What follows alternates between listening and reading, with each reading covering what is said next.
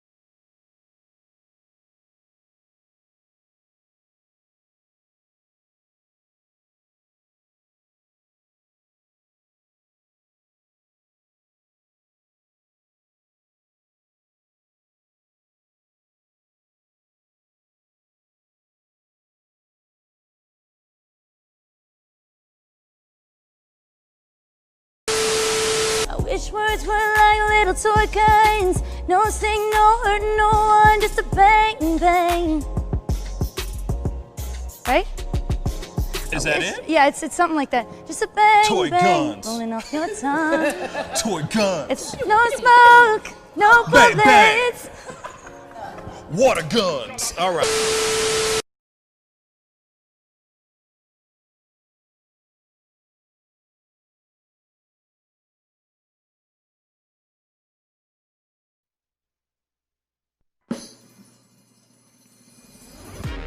Pascal, you are now rocking with that dude Pascal.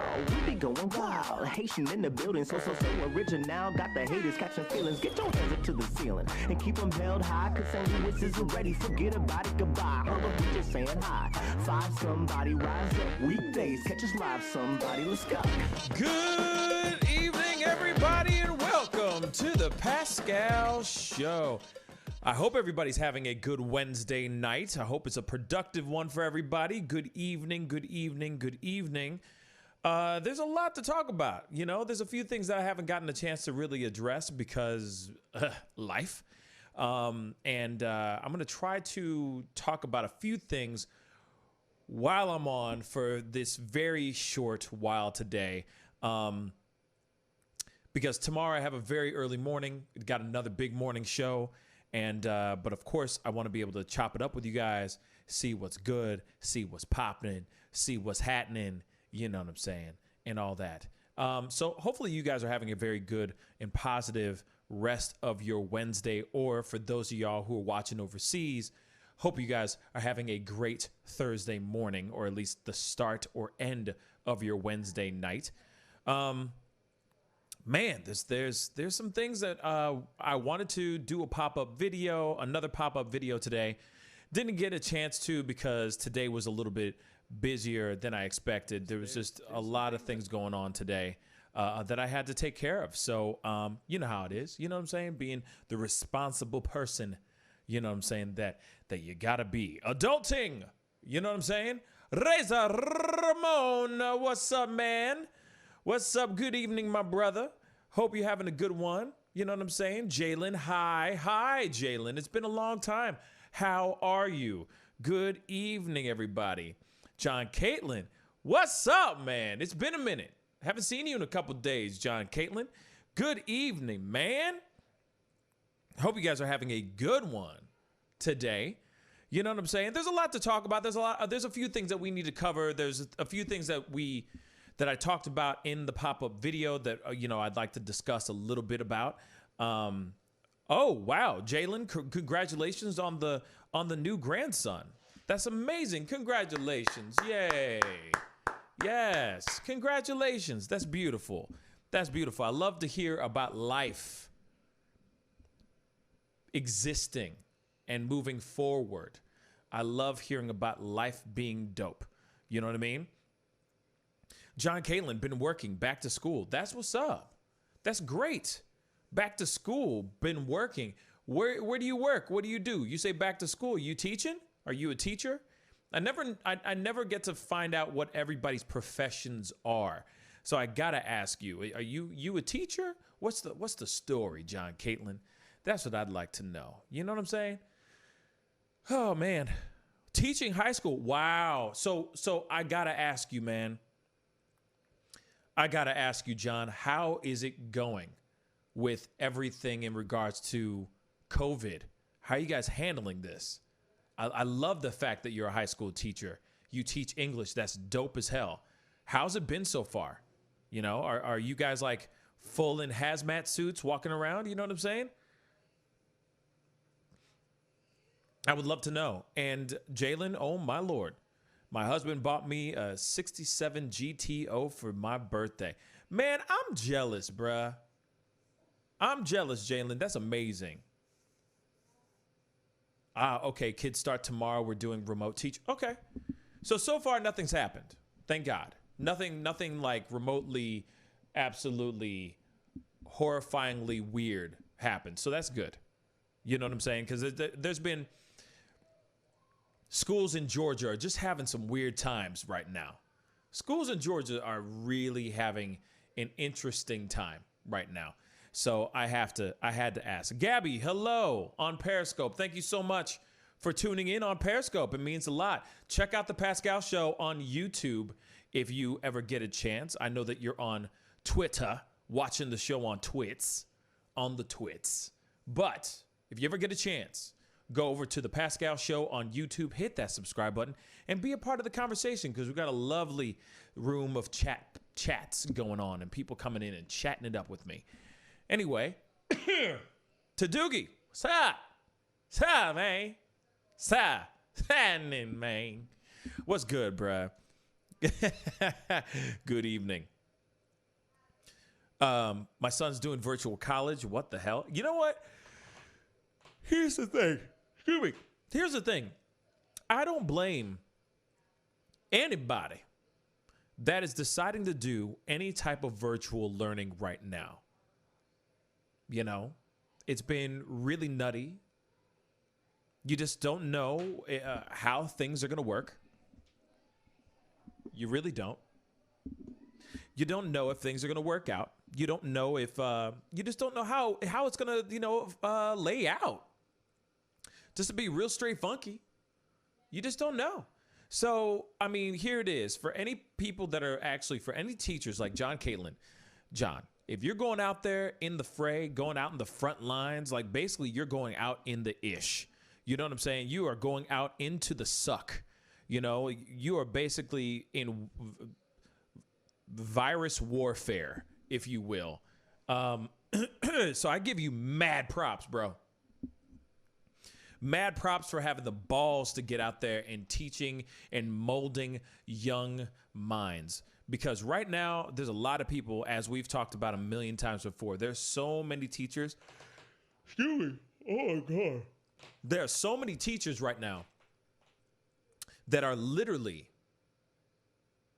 resigning. A lot of teachers are quitting. A lot of teachers are going, I've been seeing a lot of things on Facebook where people are putting pictures of their empty classroom and their empty desk. And then they're putting the post up saying, today was my last day in this classroom. I've been working here for X amount of years. I can't believe that I will never be returning back to this school ever again. I mean, it's some sobering moments there. You know what I mean? It's heart-wrenching for sure. It's really, really heart-wrenching. So the fact that the fact that you are going out there and braving yourself, that's really dope. You know, I commend you for it, man. There's a lot of people. Shoot, I'd be chucking up deuces myself. You know, that's just me. You know. John Caitlin, I'd say there's truth in that in areas. We're all fighting the good fight. Not out there yet, but it's coming for sure. Kiss, what's up, man? My daughter has type 1 diabetes, so I don't know if I'll go back. Yeah, I don't blame you. See, that's the thing. Like when you have people in your family that have pre-existing conditions, you putting yourself out there, you're susceptible to bringing that stuff back to your children, to your wife, to to your grandparents, to your parents, whatever your living environment is like. You know what I mean? You just never know. Enemy Nation, what's up, man? Happy hump day. Hello. But yeah, I mean, if you really, really think about it, debate me. What's up, man? Nobody humping nobody, man. Come on now. You know what I'm saying? You just hoping for a prayer. You're just hoping for something good to come on. You know what I'm saying? Well, there is some humping going on, but it's more in the metaphorical sense, which we'll be talking about that here in a very, very short minute. But what I was saying is like, there's the fear of teachers going out, being among these kids who might be bringing stuff home or bringing stuff to class. Then there's the possibility of you bringing it back home. It's scary. You know what I mean? So, I give you mad props, John, no matter what. Even if you're going to be doing virtual classes, doing Zoom forever, then, I give you mad props for that too. You know what I'm saying? Real talk. This is a weird time, a weird time. And there is no wrong answers. There are no wrong decisions in regards to whether you stay home, whether you resign, whether you take a sabbatical, if you can even do that. Some people can't. Not a lot of teachers have that kind of time under their belt, but yeah, man, it's definitely something. It's definitely something to think about for sure. You know what I mean? Appreciate your words. It's way harder teaching remote. Kids are reluctant when I'm standing over them. Yeah, I mean, I agree. You can make kids learn. You can nudge them to learn when you're in their presence. And when you're not in their presence, I could see that being very, very tough. Because, they can act like they're really watching you, but they're really watching a Netflix movie, or they're playing video games off to the side, or they're doing other stuff to keep them entertained. I mean, the possibilities are endless, really. And that's what really sucks about the situation. So you can't really educate. You can't fully do your job to the fullest with those kind of issues. And that's what sucks, But, like I said, I give you mad props. Any teacher right now, give them all mad props. Real talk. Real talk. Anyway, today's kind of a short one, unfortunately. Here's another comment. But before I say that, before I read this comment, today's kind of a short one today. Yesterday was a little bit longer. Tomorrow morning's tomorrow is a very long day. I got a very early morning tomorrow, and to be able to do the show and all that. So both shows, by the way. So today's going to be a little bit shorter than usual. So unfortunately, we're going to have to kind of jump into these things and talk it up. I might open up the phone lines here in a little bit so we could chop it up and talk about a few things that I'm going to be talking about, addressing here very, very shortly. So there you go. Mr. T12, what's up, man? Buenos noches, amigo. Cabrón. ¿Dónde están mis pantalones, por favor? I don't know. That's all. That's the only Spanish I know. Anyway, debate me. It's funny how they keep talking just about the kids as if it's a private thing. If the kids go to school and pass the virus around, then you're going to have thousands more cases in the neighborhood. Figgity facts, baby. That's facts, man. That's facts. And that's what sucks about the situation, that there are people are not putting into play everything else that's going to be around it. You know what I'm saying? It still spreads like this. You know, it still spreads out like this. You know what I mean? It's not like it's just going to hit your home and that's it. There's all those people, like your parents, your siblings. You know, if you're a student, you're coming back, you're sick, you're giving it to your siblings, you're giving it to your family, you're giving it to your parents. Your parents don't know that they have it, that you don't know that you have it. So then they go to work, they're giving it to their coworkers. See what I'm saying? You know what I mean? And it goes on and on and on and on and on. And that's the thing that really, really sucks. So debate me. That's a very good comment. A very, very, very good point there. Jalen, going back to school is so important for a lot of kids. It gets them food and gets them away from their abusers. I've been overloaded with calls for victims stuck with their abuser. Now, here's the thing, though. Now, I totally understand that. I mean, yes, going back to school is almost an emancipation in a way for a lot of these kids, because a lot of these kids feel locked up and feel trapped in their own homes, especially right now, because a lot of parents are out of work. They're even more frustrated. So they're taking that extra frustration out on their children, especially, you know, the abusive ones are definitely doing that even more. So those kids and the spouses are getting abused and they're stuck in that situation. So I understand that part. And I wish there was another way so that these kids would not be trapped in this conundrum of an issue. But really, the only thing we can do, is open the schools. But then it's like you bring that, you know, the kids are getting sick. The thing that we talked about this morning, where there was 900 students that were quarantined as of yesterday. 900 students were quarantined because somebody in their school got sick, had the COVID, walked their ass into school, and spread the love. Now, I understand about these kids getting away from these abusers. I'm not knocking that at all. I mean, and like I said, I wish there was some other way. Maybe there was another program in which these kids can go to so that they can either, you know, get fed or they can avoid their abusers. But unfortunately, this is just, it sucks that this is, as Trump would say, it is what it is. And that's really unfortunate, you know. I wished I had a solution for that. I really do. But no matter what, any solution I have is going to incorporate them going to a facility or them going to a place in which they could possibly still get the COVID. So in a way, in a really jacked up way, they're safer in a way as far as getting away from the virus. They're safer from getting sick by staying at home. I can't even believe I just said that, but that's the truth.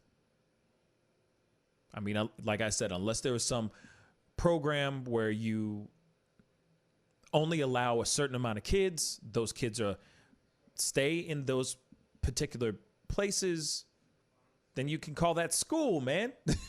I don't know. Like I said, it's a slippery slope, and it's a very complicated conversation as well. And if I could save every child, I would, for sure. Jalen, I really wish I could. You know, it sucks. KISS. If you're going to teach remotely, if they're going to teach remotely, they need to use the already existing sites like Khan Academy. Most teachers are simply not good at remote teaching. You know, the thing is I've never heard of Khan Academy, but I'm definitely going to look that up when the show's over for sure. You know what I mean? For sure.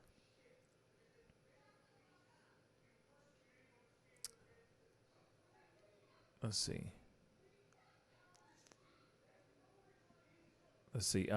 We have an online textbook. Okay. Online textbook and using Google Classroom.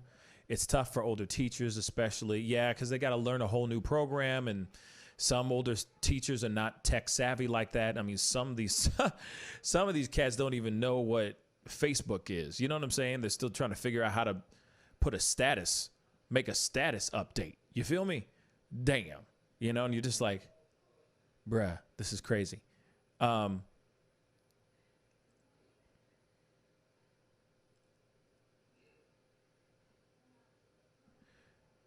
Let's see. So it's no rest for the kids though. Oh, so it's no rest for the kids though. It's no rest for the kids. Don't worry about it, guys. Shaking my head.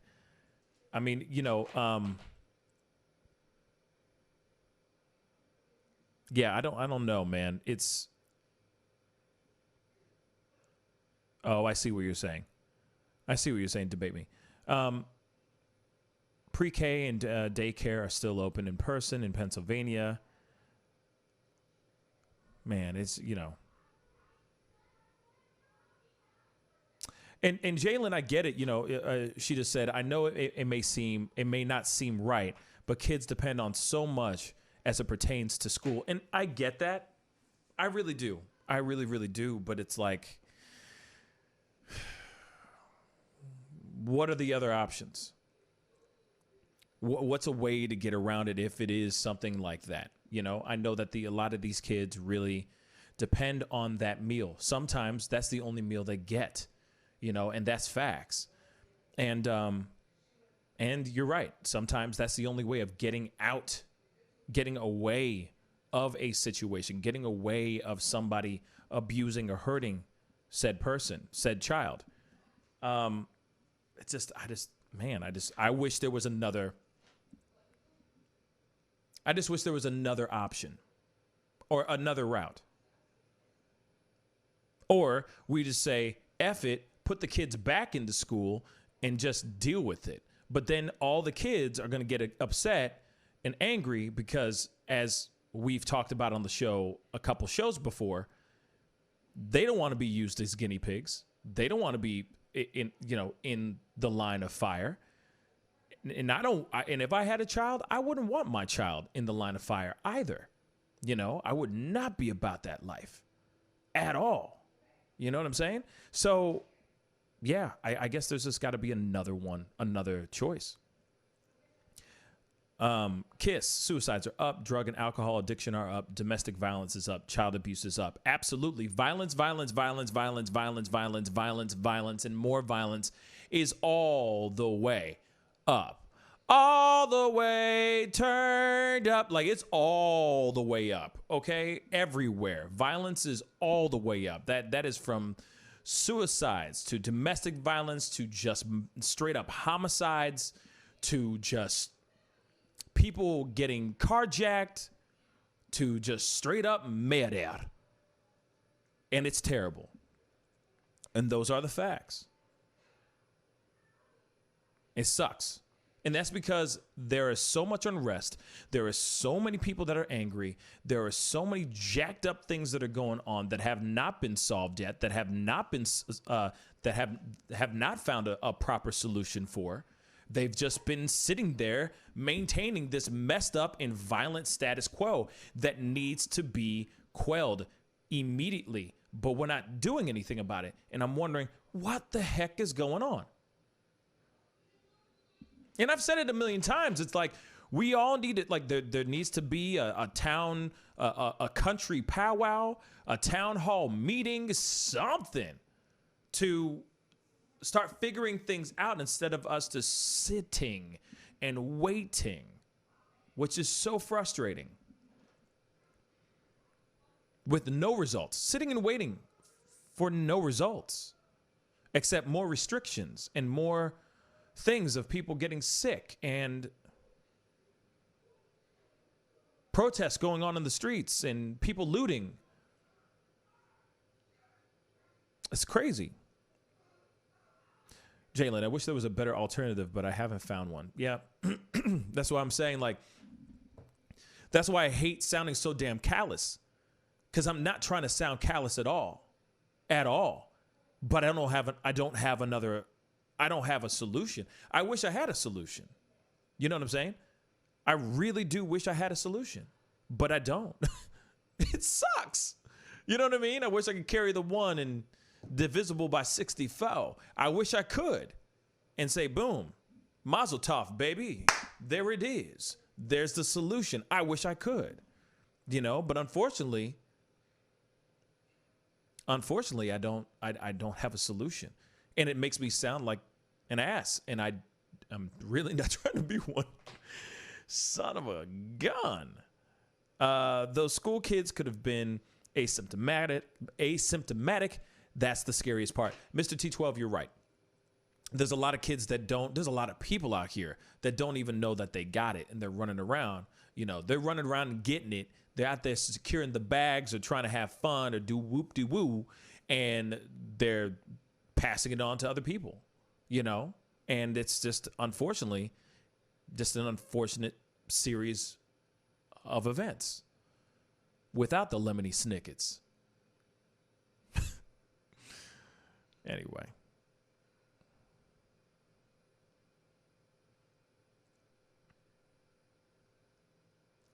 It's a dual-edged sword. Absolutely, Jalen. What I am a bit tired of, and not to sound mean, but I have been working this entire time. I know lots of people like nurses, cops, etc., that have been working this entire time. You're absolutely right. There are a lot of people, and the one thing that's really messed up, Kiss, good point, is that there's a lot of people that have been working nonstop since this hit the fan. Since day one. There are frontline workers, there's essential workers, you name it, that have been working nonstop. Still have to get out there in the fray, still have to put themselves out in harm's way, dodging the Rona every single day. It's a complete gamble for them every single day. And I know it's a gamble for everybody too. You can go down the street, you can go to the supermarket, Rona, all of a sudden. But I'm just saying, the odds of these people getting it is a lot greater because they're just they're in its way. But there are a lot of people out here that have been working their butt off every day since day one. Some people have been overworked because lack of staffing or staff quitting, staff getting overworked, and stepping aside and resigning because of exhaustion. Those things are real. Those things are still happening. And yet some teachers are acting like martyrs and acting like they are the only ones who are exposed to COVID. Yeah, I see your point. I definitely see your point. But I think that there's a lot of Kiss. I definitely see your point, Kiss. But I do feel that there's a thing where if you are working, and of course, I'm only. Of course, what I'm saying is only is addressed to certain things like, let's just say, doctors, cops, EMTs. Any of the essential workers. I mean, of course, Kiss, I don't know what you personally do. You could be a lawyer, for crying out loud. I don't know what you personally, professionally do. But there's a lot of people, like teachers, I can understand teachers feeling some type of way because they're going, hey, school is not supposed to be a hospital. School's not supposed to be ground zero for an outbreak of a virus that's getting people sick, and some people die from it. So I could see why teachers feel some type of way because they're going, you're putting me at risk. Now, when you are walking into a hospital and you work in a hospital, you should know that part of the job, part of the, hey, heads up, red flashing signs is that you're going to be walking into, you could be walking into anything that day. If there's some crazy flu outbreak, let's just say, just forget COVID, flu outbreak, you're still putting yourself, walking in every single day that you're going to be dealing with different types of diseases, different types of contagious things. You know what I'm saying? But as far as a teacher ain't trying to be, a teacher doesn't, especially these teachers don't have all the things, a school is not a hospital. So I could see like why teachers feel some type of way because they're not coming in with scrubs and a full-on sanitation system next to them that's already built into the school like a hospital does. You know what I'm saying? So I could see a little bit, I see your point, but then I just see the other side too.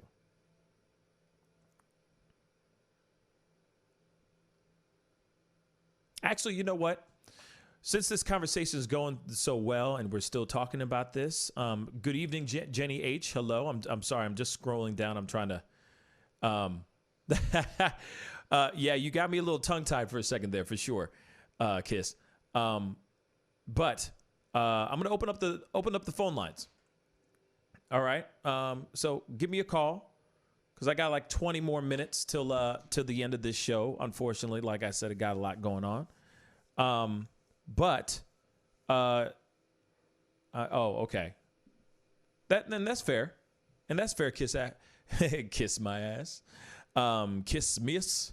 No, that's totally fair. You know what I mean? To be clear, I'm not saying all teachers, they did a poll of my neighborhood and most of those teachers want school to start up again. That's what's up. That's true too. You know what I mean? Right on, man. So, I got the phone lines open. Give me a call, 314-766-4581, if you're down to chop it up with me and talk about this a little bit. And put in your 2 cents. 314-766-4581.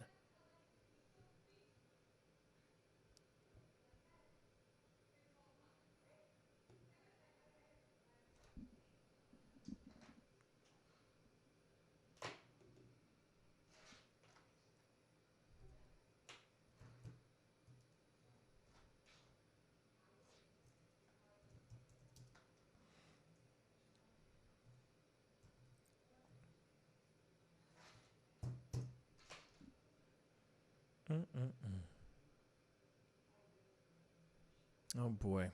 Well, whilst you guys are thinking about and contemplating the idea of giving me a call, we definitely have got to talk about this thing that I found very interesting. I'm trying to find it right now. Okay, so all right, this is something that was sent to me by Tanu Vane a couple days ago. And the funny thing is now it's kind of like, it's kind of popping off, to be really honest. And so shout out to Tanu Vane. He happens to be like, his fingers hella on the pulse of what's going on and what's kind of trending even before it starts trending, which is dope. So I appreciate you, Tanu Vane, and keep tweeting me things for real. You know what I'm saying? Kiss, absolutely. Everyone is camera shy like a mug. But it's okay. It's okay. We got to talk about this, though, as well, and because I'm sure this will open up a conversation as well. So it's a big left turn or right turn, however you want to say, just trying to be I'm not trying to be biased here. Okay. Big turn here. Okay. So sent from Tanu Vane, and I appreciate it. But Black Lives Matter holds a rally in Chicago to support those arrested after looting. Yes, there was a rally outside to support those who were arrested whilst looting. Looting.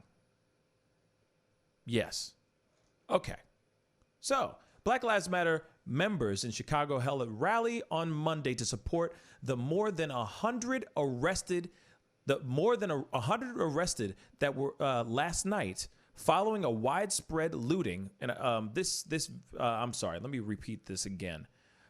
This was published yesterday, if I am correct.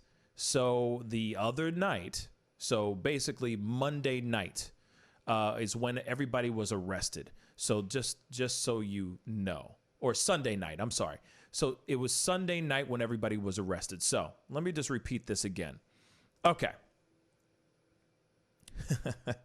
All right. So Black Lives Matter members in Chicago held a rally on Monday to support the more than 100 arrested last night following widespread looting and rioting that caused at least $60 million in property damage and saw 13 police officers injured. So the rally was organized by the Black Lives Matter Chicago and was held at a police station in the South Loop, where organizers say individuals are currently being held in custody. At least one organizer called the looting reparations.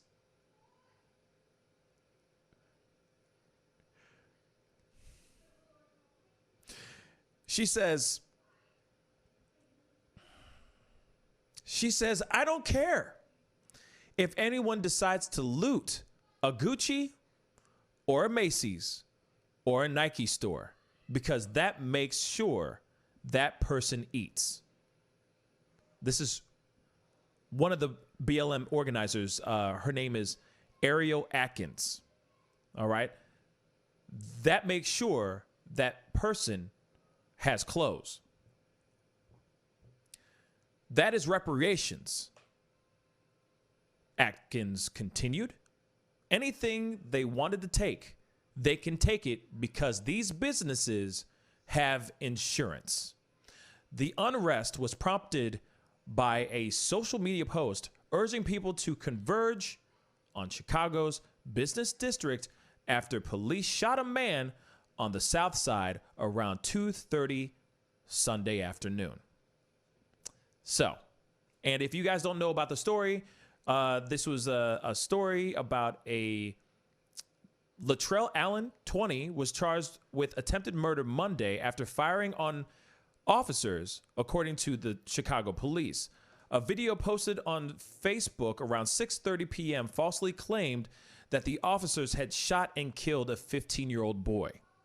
The shooting prompted hundreds of people to descend on downtown Chicago early Monday, with vandals smashing the windows of dozens of businesses and making off with merchandise, cash machines, and anything else they could carry, the police said.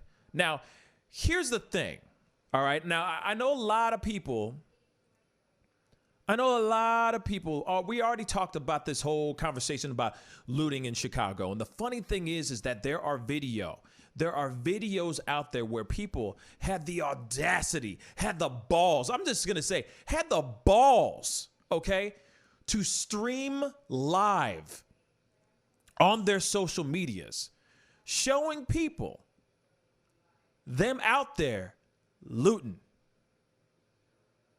Yes, I said it. I didn't stutter this time. I did not stutter. These people in Chicago decided it was a good idea that whilst looting, hey guys, hey, let's stream live while we're all up in Macy's getting anything we can, while we are going in and raiding a Louis Vuitton or a Gucci store. Real talk. People literally did this. There are video out there. You know what? I'm going to show it to you guys. Why not? I want you guys to see it for yourselves, because this stuff is unfreaking believable.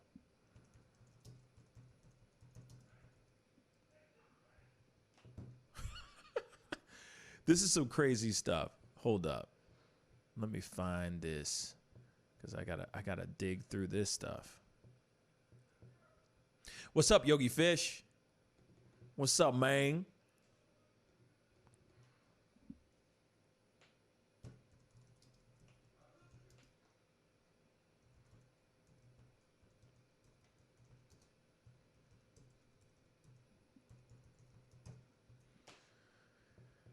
Let me see.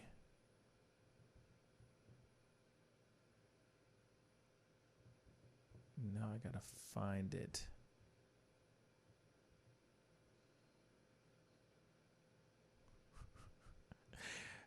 So here it is. I'm still looking for it. I'm trying to find it.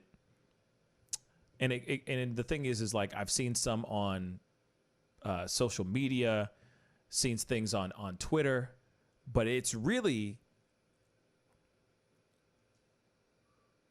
like it's crazy how much of this is like they don't give two damns of these people are like of people going out and doing what they're doing. Now the thing is here it is, okay? Like it's fine. Like do you, if that's what you want to do with the looting, that's on you. That's your life. You know what I'm saying? Live your best life. If that's how you want to live it, that's on you. But at the same time, reparations? That's reparations?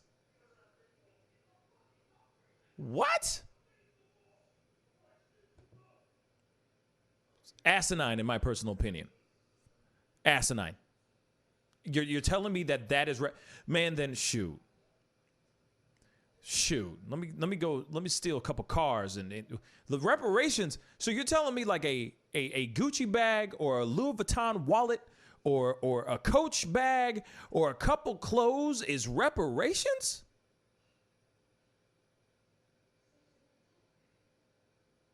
Oh, I disagree. Where's the logic? I don't agree with that logic at all. That doesn't justify not a damn thing. That doesn't justify anything.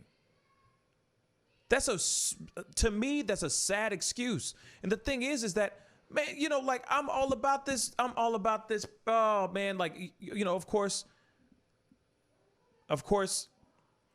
moments like this do not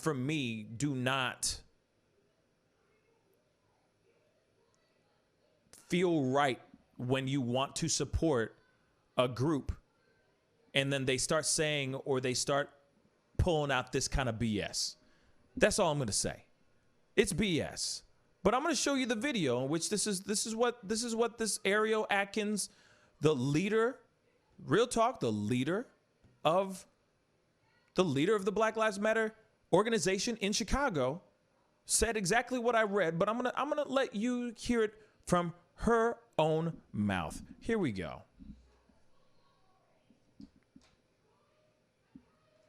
Care if somebody decides to loot a Gucci or a Macy's or a Nike, because that makes sure that that person eats.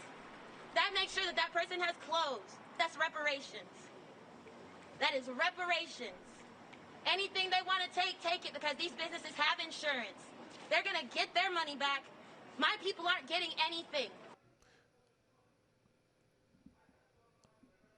Okay, I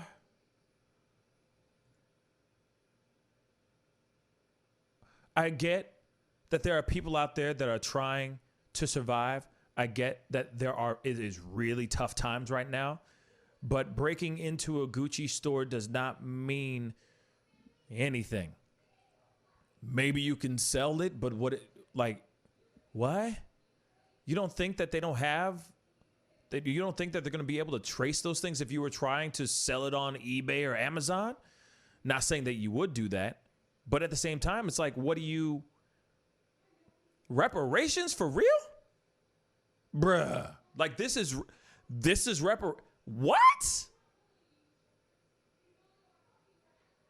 If this is reparations, then this is literally like scraping the bottom of the barrel type of reparations. You know what I'm saying?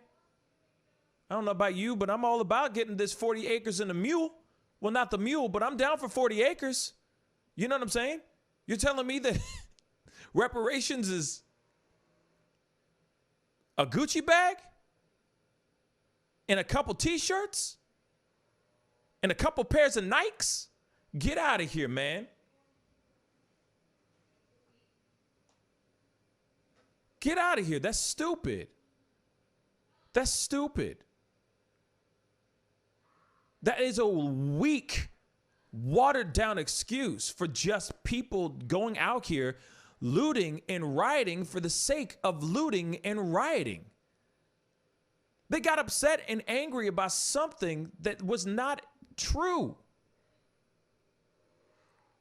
They had the information wrong, but suddenly, oh, this man gets shot. Okay, here it is. A 15-year-old kid from the misinformation. A 15-year-old kid gets shot. Oh, I'm so angry. The unjust. The police need to stop. I need some new Louis Vuitton gear, though. So let's go loot that place. In the name of the kid. What was his name? What was the kid's name? In the name of the kid. That 15-year-old kid, whoever he is. Go loot a Best Buy and get a flat screen in the name of the 15-year-old kid that allegedly got shot. What was his name again? It doesn't even matter. What are these? Oh, these the new Jays? Damn, son. Like, it doesn't make sense to me. I'm sorry, but if that's reparations, I'm expecting a whole lot more for reparations. Not just a simple Gucci bag. Hell to the no. No, man. And this is why I'm so frustrated, because there's somebody who's getting on the mic and saying that. And that's not what should be said. Period. That gave the Black Lives Matter organization in Chicago a really bad look. Am I the only one that thinks this? Am I the only one that thinks this? Was that a logical response for all the looting that's going on in Chicago? Because that's our reparations? Because the businesses have insurance? Is that a logical excuse? Please comment down below and let me know what you think. Please.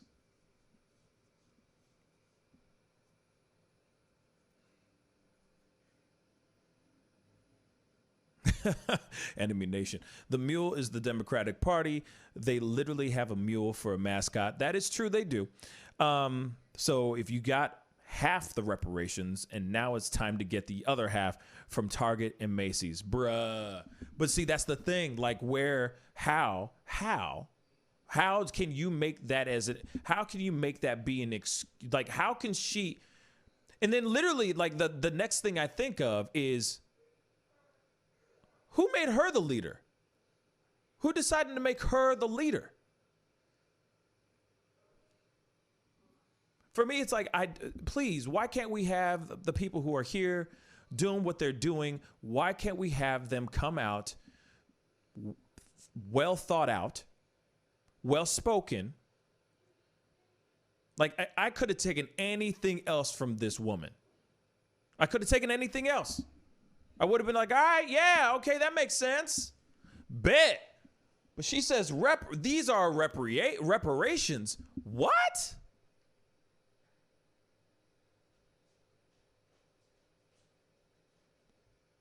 Nah.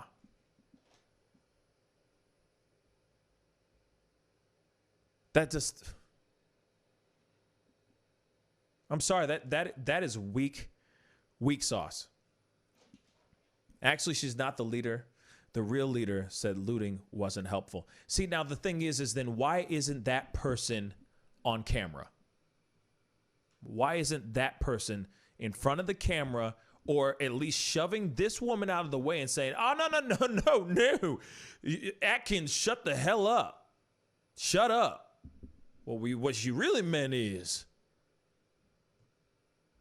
because that gave the Black Lives Matter movement, at least the organization, at least in Chicago, a very bad look. I mean, there's already been a lot of moments that have been really not so great looks in multiple occasions and multiple situations, but at the same time, this is just shameful. Damn. As much as I want to be on their side and be like and listen and go, yes. I mean, I was so for it in the beginning, and now it's like I keep teetering back and forth because of stuff like that. Or the looting in Chicago. It's like, hey man, like peacefully protest, but what is this looting gonna do for you? It's not doing anything for anyone. It's giving us a bad look. Then you answer like this. That's a bad look, man. That's a really bad look. Real talk.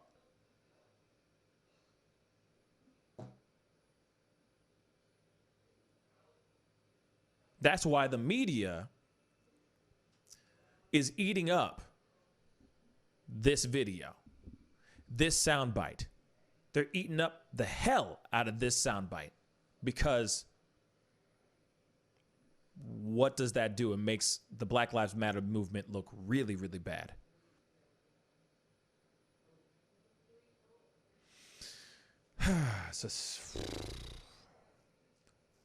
And I agree, Michelle. Reparations would have to be a high dollar amount, be given voluntarily, and include a full-throated apology, or it's not an act of repair. I absolutely 110% agree. So you cannot tell me that this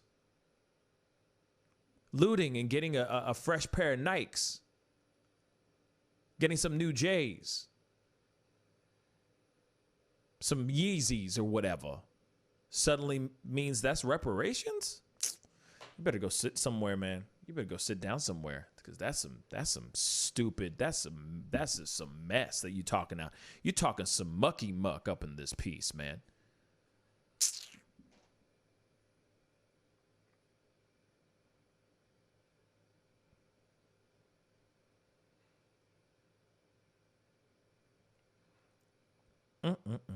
Changes need to happen, but this is only stoking division. Yep, it is. But it may be intentional. So many missed opportunities to make real change, but they pushed the extreme and lost the middle and the right. Yep. I mean, you know, either you go all the way in, John, or you don't, right? And these are the things that we're seeing out here in the public, and that's what sucks. This is not what it should be all about. It's very, very frustrating. Very frustrating. And see, and these are the moments, these are the reasons why people are spouting off all this other information about the Black Lives Matter movement and all that stuff. It's hard for people to take it seriously when there's constant left turns, no pun intended, but there's constant left turns happening. There's constant distractions. And then, of course, we already have an angry group of people, an angry population of people. So any little thing that happens, or if they even remotely get a tiny bit of a little bit of information, the world implodes within that community. And then they go, brah, and then they have a reason to go smash windows again. And that's what's so frustrating.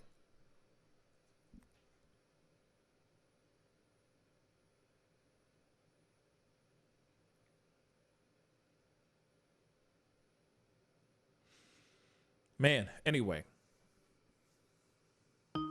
It is a frustrating thing. Hold up. All right. Hey, you're on the mic with the Pascal Show. What's your name and where you calling from? Hey, Mr. T12 here. Say that again. Oh, Mr. T. Hey, what's going on? What's up, man? Yeah, man. I just got to turn the volume up. What's up, man? How you doing, brother? What's going on? Chilling, man. Alive, kicking it. You know what I mean? How are you? I'm good. That's one good point you said. Just staying alive Right. through this year, you know? Man, I'm telling you, bro. This has been a year. This has been a year. This has been a year. You know what I'm saying? Woo! It's been a year. I agree. It's a year where you're going to test your faith. You know, you're going to end up somewhere else. Mm-hmm. Before you realize, you know, it's definitely a trying year. Yes. For sure. Yes, it most definitely is, man. Most definitely is, man. So you have any thoughts on what we're talking about, or what we've been talking about? Yeah. I mean, it's a mixed bag of emotions, I would say, because you know, I see where you are. You're hoping for the best for this organization, but I mean, honestly, it hasn't been doing its thing like it should, unfortunately. Yeah. I mean, organization is a big key. Having strong leaders to replicate your mission consistently is important, and I haven't seen that happen at all. You know, I've been hearing a lot of people talk down against, you know, BLM. Oh yeah. And I had to do my research myself and get into it and see what was going on. I'm pretty much always reluctant to jump into movements and jump into supporting organizations. You know, I remember when they first surfaced, you know, I believe that was in St. Louis, with Michael Brown. Yeah. And it was interesting to see that whole tale of events. And my desire for any organization that's going to have that much spotlight, I mean, it really can't have too many flaws, because having that much spotlight, and they're going to definitely be picked apart by the media and naysayers, and those who outright just hate anything that's going to be progressive or change. So, you know, I was hoping that they would really situate and craft their motto and their mission statement around really being grassroots in urban cities around the country. Yeah. And really, I was hoping they would really step up and hit you know, the main issue, the elephant in the room, which always comes up, which is black on black violence. I was hoping that they would be the first ones to step up and be at every black on black crime. You know, protesting the same way they protest for blacks being killed by the police. Yeah. I was hoping they would go that direction. That was my desire for them to really, you know, make a statement and really have chapters or charters in every urban city, and have people really stand out against the inner city crimes, and really put a stopgap to that as much as they can. Yeah. But it seems like these groups, and you know, they get, I don't know, they get bored out, and they someone, you know, sponsors them, and I don't know, or they don't sit hand in hand with the politicians to fix home first. Yeah. Before you fix things nationally. This has always been me. Like, let's fix home first before you attack nationally, because you're going to leave the gate open, your back door open, for people who already have ill intent to attack and to vilify you. So if this group could have done it a different way, they would have a lot less slack, or a lot less backlash from the opposers. Yeah. You know, and I'm pretty you know, open to hearing all sides speak, and I've been on a number of platforms, you know, far left, far right, and just seeing the conversations that are going on, and it's been the same rhetoric I see over and over again, and it's like, you know, sometimes the points are made that are valid, and I can't even debate against it. I'm like, yeah, good point. And some are just, you know, just straight hate. So there has to be some middle ground somewhere where this group can kind of restructure or reshape their mission statement, their motto. I don't see it being profitable for the black community. I mean, even in their statement, they mention, things that I don't quite agree with. I mean, I really don't see any black men in leadership really being part of that organization at all, and I don't see it in writing in their mission statement. And I'm like, where's the black man to lead these women on their agenda? I don't see it. So that's questionable for me. Yeah. As a black man myself, I have no idea why that's purposely not included. You know, you see different terms about LGBTQ. You see different terms about different kind of family units. I don't see the man in there anywhere. So I'm really shocked at that. So, I really can't back this group right now. I can't until they figure out what they're actually doing. Yeah. And this looting is ridiculous. The writing, the looting that's off. That's totally off.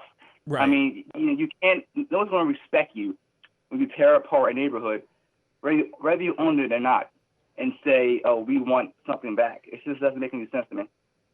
Yeah, I mean, what I've noticed with the BLM movement, I feel like it's lost sight of its main goal. I think it just lost completely. I feel like there's too many. Can you even use that phrase anymore without it being, without even being racist? Well, when you say too many chiefs in the teepee, you know what I'm saying? You know what I mean? Too many cooks in the kitchen. You know what I'm saying? A little bit better than that. I feel like there's too many people running the organization to the point where and I understand that organizations are going to morph and change and grow and absorb things and do different things. You know what I'm saying? Because they'll realize that their goals are a little bit different, or their goals will be modified in a way. But I feel like chiefs in the kitchen, exactly, Kiss. But I feel like a lot of people, or a lot of the people who are part of the organization, I feel like a lot of it has been like they've lost focus. And I feel like someone like this Ariel Atkins woman, I don't think she I feel like it's so I don't know, man. I'm so conflicted, because as much as I want us to win, as much as I want us to prosper and get beyond this the systemic racism and the police brutality and all that stuff, where's all that? Where has that been? You know what I'm saying? It happened now, like they're looting right now because of that. But there are so many different, and they're looting in Chicago because of that. They're not looting everywhere else in the country because of that. All these other things that are going on in every part of the country right now, all the violence and the chaos and with the federal agents and all that stuff coming in, like a lot of people, I feel, forgot what the Black Lives Matter movement it was standing for and what the goal was in the first place. It's all gone. Like you were just saying, now it's added into the LGBTQ plus community. I mean, and I'm not knocking that at all. I'm not saying that at all. They need equality and justices as well. But at the same time, there's just so much. It's turned into a smattering of different things. It's become a kaleidoscope of so many different agendas that you don't know which way to turn. It's so overwhelming, you don't know what's right and what's wrong and what's up and what's down. But then you listen to somebody like this woman over here that's sitting here saying, oh, it's our reparations. Bruh, you ain't speaking for me. Shoot, a Gucci bag is not my reparations. I'm sorry, a Gucci bag ain't my reparations. A couple T-shirts from a Macy's is not my reparations. So hold up for a second, pause. And that's what's so frustrating about it. And I want, like I said, I want us to win. I want us to win. I want us to win. I want us to get what we're supposed to get. Not the defunding the police part. I think restructuring the police is another thing. But I want us to win in that way of they write out things and they figure out some plans, and we all sit down and we figure something out so we can all, as Rodney King said one day, get along. That's all I'm asking for, man. We don't need to be looting like this. But suddenly BLM is connected to looting and vandalism and riots. Now it has a negative context to it instead of a positive one. Even if they're not behind everything, they still have this tainted legacy. So it's unfortunate either way. Yeah. You know, it's super tainted. And I mean, I don't know if we're at the point of no return, but it's always going to be this way. Even so, you know, like in Ferguson, when everything went down and they said that you know, I don't remember exactly precisely, but I know that it was something like they weren't pressing charges against Darren Wilson, the man who killed Michael Brown Jr., right? And they went ape-ish up there. They went nuts. Now, I understand the frustration and the anger and everything. I understand that part. I was crying when I saw them, when I saw protesters and looters going out and burning down buildings. I was crying because I was like, this is not the message that they need to see. We do not need to turn our own communities into war zones. We need to band together and fight peacefully, protest peacefully. But yet this is a thing that still continues. Now, this thing that happens in Chicago, that is complete misinformation, only gave people an opportunity to act a damn fool. It gave them an excuse. It gave them the green light. You know what I'm saying? Yep. I'm serious. You know what I mean? You had Andre 3000 and John Legend up there. Give me the green light. Like that. And they were like, boom, Gucci, Louis Vuitton, everything that's expensive on Michigan Avenue or whatever the hell it's called. Let's just, that magnificent mile, we're going to go and just raid because of misinformation.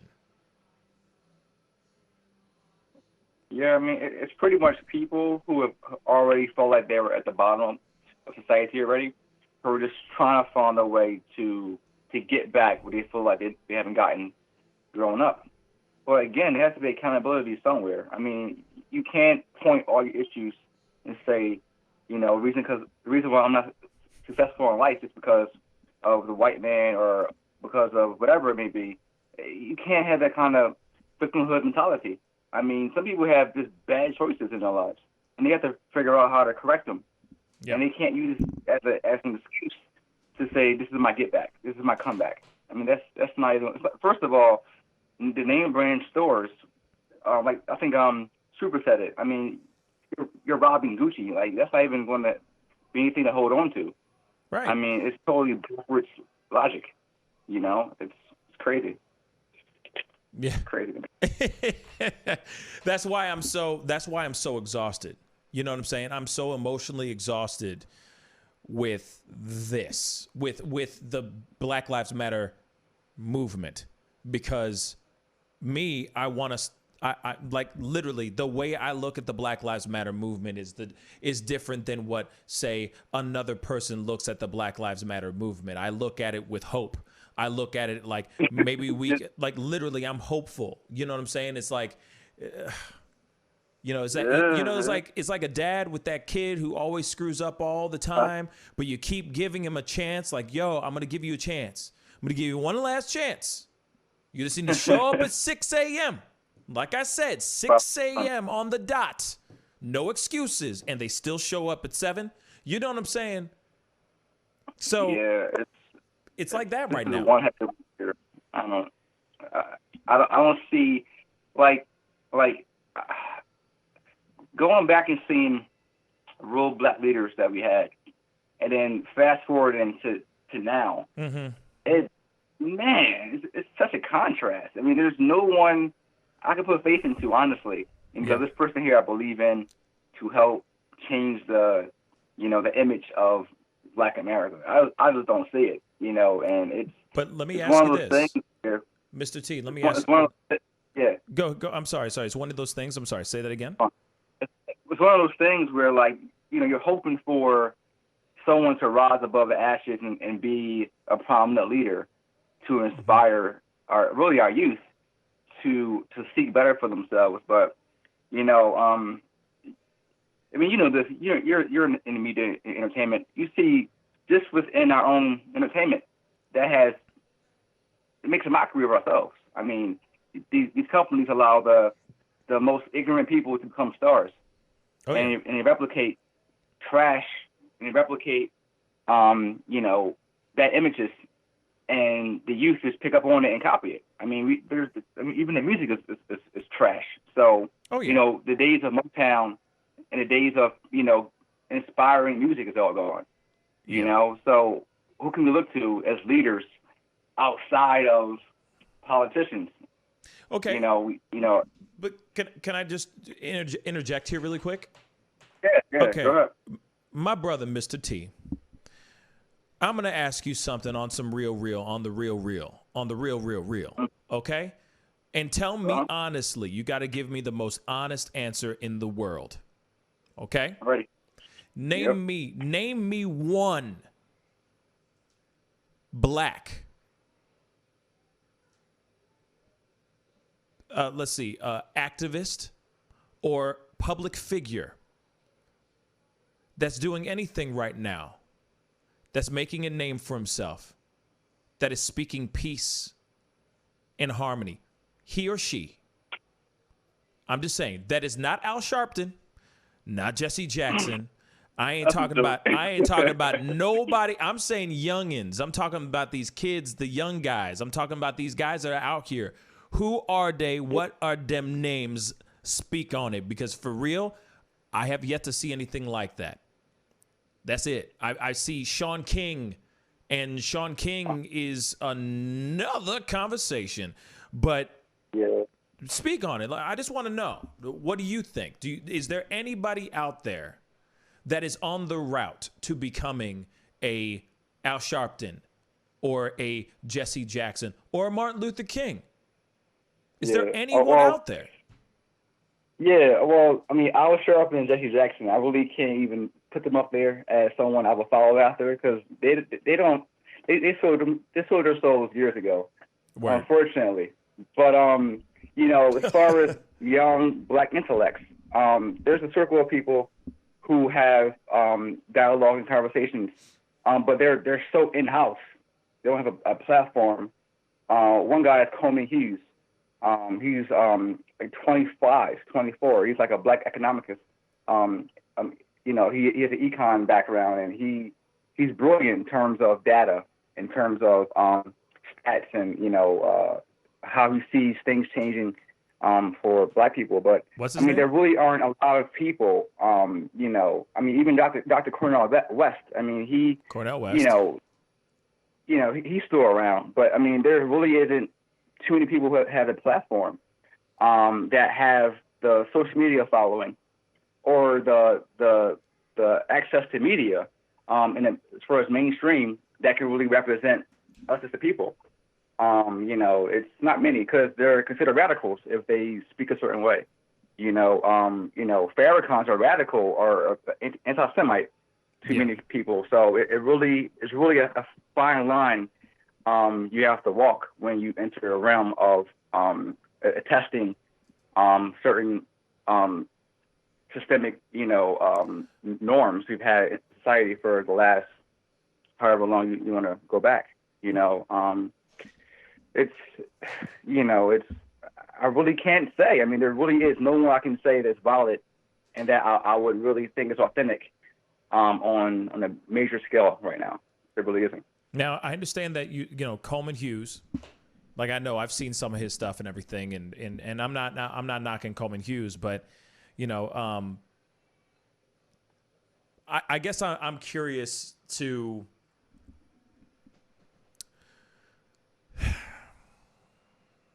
How do I say this? Because there's a lot of guys that are very stat heavy, you know? And, you know, like you there's plenty of Ben Shapiro's out there. You know what I'm saying? It's funny that Enemy Nation just said WAP right when I said Ben Shapiro. But yes, you know what I mean? That wet ass P word. But the thing is one, I see Coleman and I think he's got a lot of potential. I mean, he's obviously killing it. He's making a big name for himself and all that. But here's the thing. What about the people who move by heart? What about the people who have charisma? Not just because they're really smart and they know how to debate. Let's be completely, I'm going to be completely straight funky. And of course, there's some people who love them some Candace Owens. But at the same time, I feel like she has no charisma whatsoever at all. I don't think she leads from the heart. I don't think she grabs you by the heart. She grabs you by stats. She's really great at debates. You know what I'm saying? High school debater. She comes in, she does her thing. You know what I'm saying? But I would love to, I'm waiting to see somebody that is going to be like Oprah. Like if Oprah had another choice before making billions in dollars, you know what I'm saying? Don't get me wrong. Go get that money, honey. Yeah. You know what I mean? Secure them bags. But she's not really out there being activist, motivating people by pure, genuine, you know what I mean? Yeah. You know what I mean? Enemy Nation is making me weak. Yeah, she does. But on some real stuff, there are a lot of people out here like Coleman Hughes. Not saying anything bad about him. Like I said, nothing, no disrespect to him. It's just that there's something about him that is very by the book. And don't get me wrong. There's something that's great. That's a great skill to have and all that. But there's something about someone who can rile a group up through just speaking, not just all this statistical rhetoric, you know? Yeah. Just going in there and saying, we need to do better, y'all. We need to change these things. There's another guy who I follow. He's an older guy. He actually worked for a few different presidents, but his name was Dr. Claude Anderson. And, you know, he has a few books out about black economics and how to win back Black America. But he's often speaking on Dr. Boyce Watkins' channel. But he's not very well known, I would say, in different aspects. Yeah. But he's very brilliant. That's what's up. That's what's up. I mean, here's the thing. Yogi Fish, stop. Thank you though. Now, Yogi Fish says, I know a lot of people. One is named Pascal. Thank you. There you go. Hey, that's what I was waiting for. Show's over. Thanks, guys. Mazel tov. No, I'm just playing. No, but on some real stuff, like the thing is, I just have not seen anybody like. Because here's the thing, like, okay, Martin Luther King was not somebody who came up and said, okay, that wet ass P word, and here's the things about the statistics that are going on in the world between whites and blacks, and here's the reason why black people are dying or getting killed in the hands of the police, and black on black crime is a fallacy, and this is what. No, he wasn't doing that. He walked into a room, he spoke, and people listened. I have yet to see anything like that. And Enemy Nation said, Kanye. But I'm going to say this. Kanye crazy. Kanye crazy. And Enemy Nation's just trying to be funny because he's funny. Enemy Nation, you funny. But at the same time, Eddie, enemy, well, what have you done for me lately? But on some real stuff, there isn't anybody out there that has that thing. You know, like Obama had that thing. You know, Obama. I know that there's people who feel this. Say again, what? Yeah. That it factor. Yes. That glow in the room. They have to glow when they come into the room. Yes. Yeah, you're right. You know what? I'm going to pull up this other phone, and we're going to merge you guys in, okay? Hold on one second. Okay. Hey, you're on the mic with the Pascal Show and Mr. T. What's your name and where you calling from? Well, my name in front of the world is Yogi Fish. Yogi Fish. Sup, man? Yogi, Tell what's you the up? rest of my name. Sup, baby? Gotta How keep the you rest of doing? my name private. Very good, Mr. Pascal. How you doing, Mr. T? How's everything going? Hey. All right. We blessed, man. We blessed. Yeah, the reason I called is because, I mean, the thing you said about who do we have out there, Yeah. and I had this presented to me when I was much younger. Okay. And another part of me was I originally started in politics. As a kid, that was my destiny. Really? And I was, going to go to either Harvard or the Air Force Academy. And my mentor, which was Bob Dole at the time, said, you're probably not going to be good in politics because you're too emotional. And politics is too slow for you. You need to go out into the world and live some life and do some things. And then find politics later in life. We need you in politics in social aspect, not in administrative aspect. And this was like in the late 70s. So I joined the regular military. And so the thing is that when you're looking for somebody and can't find them, it's you. Because the people you're looking for is the person that mimics you. And you figure, hey, maybe I can, but maybe someone can take my message out there that I feel is a better message. If you don't find them, it's you. And so that's what I was told, that much of what I wanted to do in politics at that time, he was like, those people don't exist. You're a unique person, but you got to go get some life under you first.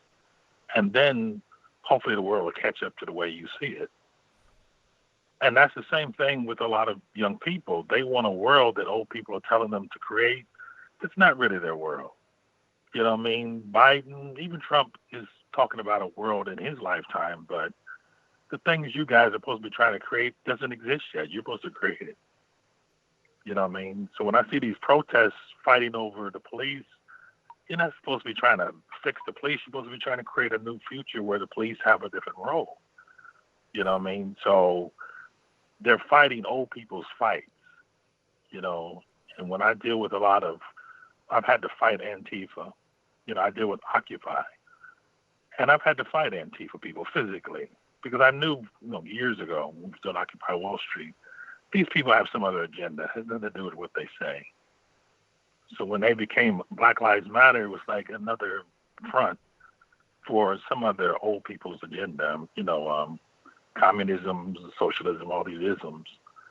So it's really for young people to create a future for them, not a future for me, not a future to fix some other problems, but you got to create a future. You can't fix this world right now. This world is going away. You got to create a new world. Not a radically new world, but it's like if you have an old car, you can either fix the old car or create a new one. So you have to create new cars. You just can't fix the old Chevy. You got to prepare to make some flying cars, not try to figure out how to fix a V8. You know what I mean? So that's the same thing with you and a lot of young people who have voices and questions is y'all have to be focused on that and not let older people tell you what your fight should be. The fight that's going on right now is my generation and older struggle. It's not, young people are supposed to be, like your generation, not even worry about racism really. It's being put on you to worry about. You know what I mean? My generation dealt with that, and I think we dealt with it pretty good because most people I know aren't racist. They may be institutionally racist, but not personally. But the generation before me was personally racist. Like, I don't like black people and, that kind of thing. But today it's more like competition racism. I need a job, you need a job. Hey, people might go down cultural lines for it, but your generation is really not really, that's not really your speech. Y'all talking about emerged cultures. Even rap music is sort of merged. It's not just a black thing. So a lot of the things you're seeking and hoping for leadership, that's why that lady in Chicago said that, because someone told her to say that. The real person who's the co-founder of Black Lives Matter in Chicago said the opposite, and she's a little bit older than that person. But her voice wasn't sought out, type thing. So a lot of what you're seeing, you have to change the dialect yourself. And you're doing a pretty good job of it, with the shows. It takes time, but keep going down that path versus trying to fix people who aren't to be fixed, or just let them evolve away. That's what's up. And that's my sermon for today. You know, I'll be taking donations. Tithe, everybody, please tithe. Yeah, tithe. But I'm serious about it. You know, there are people who are just like you who are really good, and the role of older people is to encourage you down your path, not to alter it, not to say do this or that. But you're already doing the right thing. It just takes time, so just keep going. That's the main thing, you know. Yeah. You know, it's one thing to get a phone call from Yogi Fish, but it's another one when you get a phone call from Morgan Freeman. I just have to say thank you so much. Yeah, Morgan Freeman's my younger brother, my baby brother. No, kid, no, real small child. Real talk. I really do appreciate you putting in your 2 cents like that. That was exactly what we needed to hear. And you're right. All right, my brother. You're right. You're absolutely right. And I really do appreciate that. You know what I mean? All right. No problem. Thank you so much. I'll call Yogi. again, but I like watching and listening, but I appreciate sometimes I feel the need to say, don't worry about them people. Yeah. You know, focus on you. Yeah, I appreciate you calling in, brother. All right, man. Yogi. All right, take care, bro. I'll see you on the chat. Thank you, man. All right. Wow. So that's how it's done, son.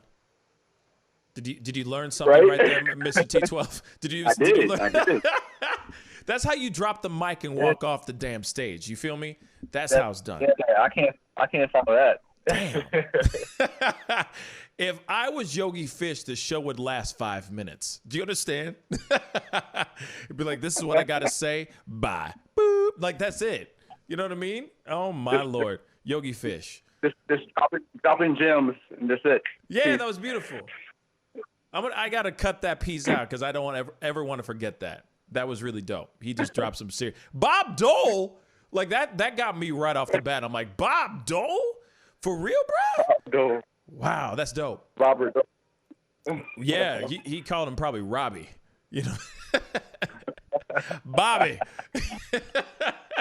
Anyway, shoot, man, that was dope. But anyway, yeah, man, and that's the thing. It's just like finding ways to find those people and pushing them out into the forefront, because like I said, there's a lot of people who are putting a lot of names out, or like have a prominent voice out there, but a lot of them don't speak on behalf of, let's just say, the liberal black community. So it's tough for a liberal black to be able to find a voice that they can lean towards and look at that voice, or look towards that person for hope. And that's at least what I've noticed. It's not really a prominent thing in right now. It's not a thing because everybody's too busy trying to act like they got stacks of money in their hand and the money's calling them, and they're too busy, wearing the best clothes and, looking dope in these videos, you know what I mean? All up in the videos, but no one's out here trying to be inspirational, and giving people that thing that a lot of us are losing, which is hope. Especially right now, we're freaking out. A lot of us are freaking out. So yeah. I appreciate what he said. It's what Yogi said. That's a very solid thing. And I think that's I'm gonna leave it at that. Damn, you know what I'm saying? Prominent. A lot of us are freaking out. So yeah. I appreciate what he said. It's what Yogi said. That. Thank you so much for being on today. I really do. I really do appreciate you calling. You know what I mean? Yeah, Kiss. I'm working on a whole different background here. Real talk. It's going to be a completely different background, or as far as the wall, there's going to be a whole lot of really nice things on that wall here very, very soon. But yeah, man, Mr. T, thank you so much for calling in and being a part of the convo. You know what I mean? The phone lines are always open for you. And like I said, I've always wanted to have, I'm always down for you to call in or Skype in, that kind of thing. You know what I'm saying? Love to see your face as well. You know what I mean? Next time I'll Skype. That'd be dope. Gotta comb my toupee. Yeah. Comb that toupee, and then let's get it. Let's get it. You know what I mean? I guess I hit the replay button on accident. Hold up. Yeah. Comb that toupee. Okay, I think we're back to normal. Yeah, I accidentally hit the replay button on accident. But yeah, Mr. T, have a blessed one, and I will be talking to you soon. Okay. Okay. All right, bro. Peace. So anyway, yeah, man. I mean, when it comes to all these the conversations that are going on in the world and the conversation that we had today, it is always open-ended things. There's so many different things that are going on. A lot of things need to be figured out, and I don't know. Obviously, it's not going to be figured out in overnight. But there are some things in regards to the BLM movement or within the BLM organizations that are all over across the country.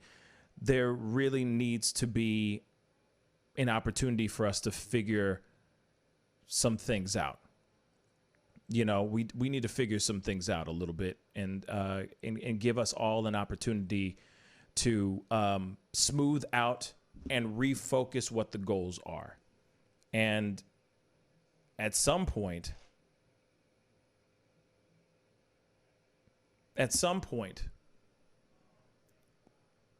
hopefully we'll figure it out, or the Black Lives Matter movement morphs into something completely different, turns into something better, becomes a stronger entity in a good way rather than in a bad way. But anyway, I got to get going. Push for qualified immunity changes, more police training, national registry for disciplined police, and either get rid of police unions or limit their powers in firing and disciplinary actions. You know what, Kiss? That's a very good point. That's a very good point as well, Kiss. Thank you so much for that comment. Here it is. Mr. T12, thank you so much for calling in. I appreciate you talking with me and throwing in your 2 cents. And Yogi, Mr. Yogi Fish, the voice of God, thank you so much for calling in and being on the show. That really was dope. We really do appreciate that. Need to have more conversations like that. Try to implement those into the show more often every day from now on, the night shows for sure. Because I love hearing you guys and I love hearing your voices. You know what I mean? All hail Yogi. You know what I mean? But yes. So anyway. Oh, yes. And lo siento, Morgan Freeman, with all due respect. But anyway, got to get going, but I'll be back on tomorrow morning as always, 9 a.m. Central Standard Time. I went a lot longer than I expected to go today. What else is new? That is I'm sounding like a broken record, y'all. This is what I sound like every single damn night. But this is because you guys keep dragging me in a good way. And I mean that in the most positive way. I think I'm out and you keep dragging me back in. You know what I'm saying? That was a really bad Al Pacino, but you got a great ass. You know what I'm saying? But anyway, hope you guys are having a great rest of your evening, or if you're overseas, I hope you're having a great late night. Enjoy your sleep in your slumber. I'll be back on tomorrow morning, 9 a.m. Central Standard Time, so be sure to be on because there's going to be plenty of things that we're going to be talking about tomorrow as well. And I think my brother-in-law will be back in to talk sports, so we're going to have a good time talking about that as well. So anyway, it's time to get going. Be good to yourselves. Be good to one another. Oh, and John Caitlin, we will be talking about Alex Jones and his bullhorn at the park tomorrow morning for shizzle. It was too funny. Can't miss that one. Anyway, I'll see you guys tomorrow morning. This is The Pascal Show. Bye.